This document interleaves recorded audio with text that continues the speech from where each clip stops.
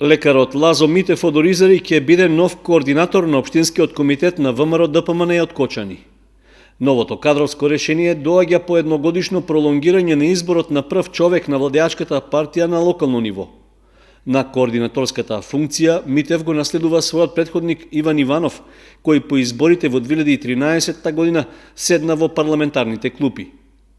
Во изборот за нов координатор на Општинскиот комитет, освен него, кандидати биле и Диме Атанасовски, Лазар Димитриев и Зоран Беличев. Дознаваме дека кандидатурата на Лазо Митев е прифатена од раководството на партијата и сега се чека само на официјалната потврда од партиската централа во Скопје, што треба да биде обелоденета до крајот на оваа недела.